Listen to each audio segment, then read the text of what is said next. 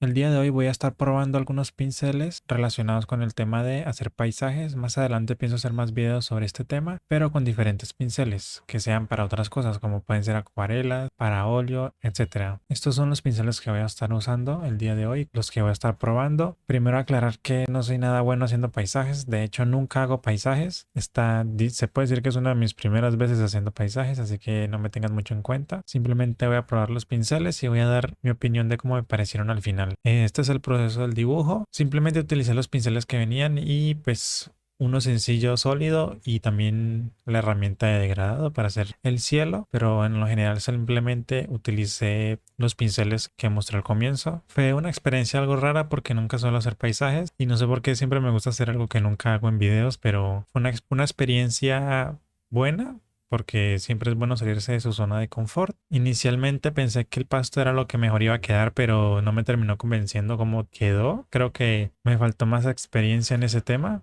en el cómo realizarlo. Intenté darle al menos coherencia con las luces y todo lo relacionado con la composición, que creo que me quedó medianamente bien la composición. Teniendo en cuenta que no suelo hacer paisajes, considero que el resultado es bastante decente. En el tema del pasto, se me dificultó saber lo del color, aunque rápidamente me di cuenta que utiliza el color secundario. Y algo que no me gustó de ese pincel es que no tiene nada de curvatura, o sea, hace pasto totalmente recto. Creo que le faltó ese tipo de cosas que no sé modificar de momento. Si lo descubro más adelante diré cómo se hace, pero de momento no sé cómo hacerlo. Más sin embargo me parece un pincel bastante útil y que considero que no lo utilicé bien simplemente porque no tengo mucho conocimiento haciendo paisajes y en especial pasto o praderas. Intenté agregarle con un pincel de flores algunas flores para ver si quedaba mejor. Ese pincel pues cumple su función, hacer unas flores planas, sencillas, así que me parece que ese pincel está muy bien. Con respecto al pincel de las nubes, es un pincel que en lo personal no me agradó nada porque pensé que simplemente iba a ser un pincel con forma, pero en realidad son nubes, es un pincel con nubes.